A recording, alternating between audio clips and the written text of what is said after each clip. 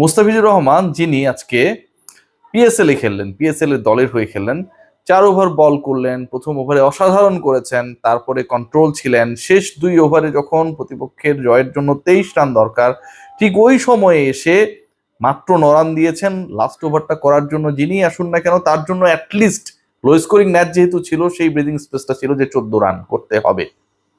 প্রথম বলে 4 খাবার পর পরে প্রত্যেকটা বলে সিঙ্গেল দিয়ে মুস্তাফিজ বুঝিয়েছেন যে আজকে হয়তো কলকাতার হয়ে এই ম্যাচটায় যদি তিনি থাকতেন হয়তো অন্যরকম কিছু হতে পারতো।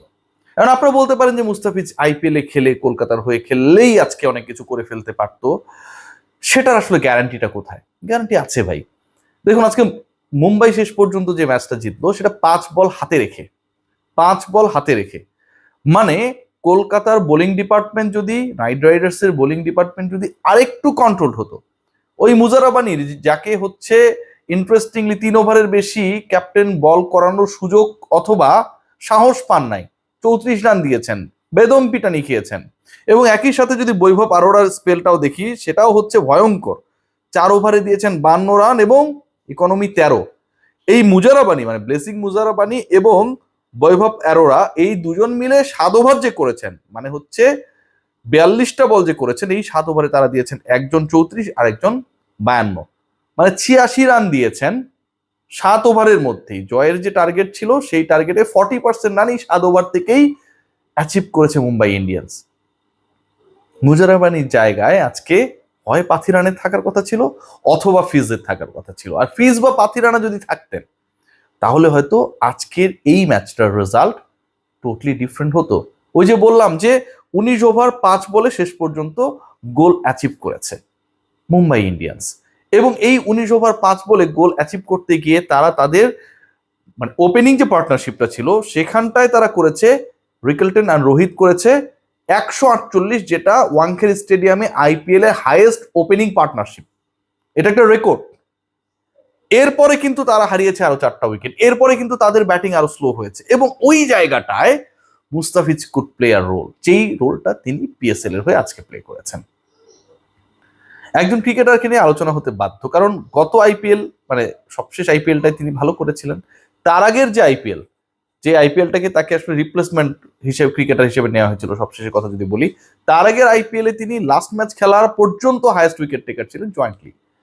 সেই ক্রিকেটারকে শুধুমাত্র ধর্ম, জাতীয়তা, বাংলাদেশ ইন্ডিয়ার ফালতু ক্ল্যাশ এগুলোর সামনে রেখে যখন বাদ দিয়ে দেওয়া হয়, পরবর্তী সময়ে এই কলকাতা নাইট রাইডার্সের উপরে যখন একটা কার্স, অভিশাপ হিসেবে একটার পর একটা ইনজুরি আসে এবং সেখানটায় তাদের সবচেয়ে বড় ইনভেস্টমেন্ট পেজ ডিপার্টমেন্টে মাতিশা পাতিরানা তিনিও যখন ইনজুর্ড হয়ে যান, ঠিক তখন আজকের এই চিত্রটা বলে দেয় যে দলটা কতটা অসহায় ছিল।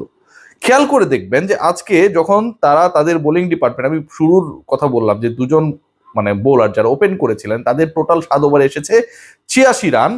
বরুণ চক্রবর্তী, যার উপর অনেক বেশি ডিপেন্ডেন্সি ছিল, সেই তিনি দিয়েছেন 12, ইকোনমিতে 4 ওভারে 48, কার্তিক ত্যাগী 43, সুনীল নারিন 3 ওভারে 30। আপনি যাদের উপরে ডিপেন্ড করার চেষ্টা করেছেন, যাদেরকে আপনি মনে করেছেন যে কোনো সময় আপনার ম্যাচ ক্যাশ করার ক্ষেত্রে বড় একটা রোল প্লে করবে, কেউই সেই ভূমিকাটা পালন করতে পারেনি, কারণ ওই এক্স ফ্যাক্টরটা মিসিং ছিল।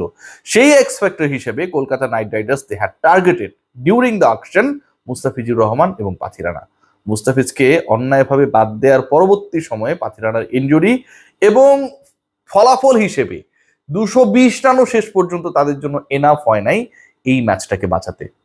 5 বল হাতে রেখে মুম্বাই ইন্ডিয়ান্সের এই জয় ক্লিয়ার পিকচার ড্র করে দেয় যে তাদের আসলে যে জায়গাটায় ডিপেন্ডেন্সি ছিল, পলিটিক্যাল ক্ল্যাশের কারণে, ধর্মীয় পার্থক্যের কারণে, দেশ কেন্দ্রিক যে বিভাজন, রাজনৈতিক বিভাজনের কারণে যেই ঘটনাটা শেষ পর্যন্ত ক্রিকেটের মাঠে ঘটেছে, সেটায় সবচেয়ে বেশি এফেক্টেড হলো কলকাতা নাইট রাইডার্স। আর মুস্তাফিজ একই দিনে একই সময়ে পিএসএল এ খেলতে নেমে আবারও দেখিয়ে দিয়েছেন যে তার ধারটা সবখানেই একই রকম। 4 ওভার করেছেন, প্রথম ওভারে উইকেট নিয়েছেন, মাত্র 20 রান দিয়েছেন এবং 19তম ওভারে গিয়েও কন্ট্রোল বোলিং করেছেন। শেষের ওভারটা যে করতে আসবে তার হাত কাছে ব্রিদিং স্পেস রেখেছেন। এর থেকে আর বেটার পারফরমেন্স কি হতে পারে? রোহিত শর্মাকে আজকে আবারও অনেক দিন পরে টি20তে আইপিএল এ বিধ্বংসী রূপে দেখাটা নিঃসন্দেহে যারা ক্রিকেট ভালোবাসে, এটা বাংলাদেশ ইন্ডিয়ার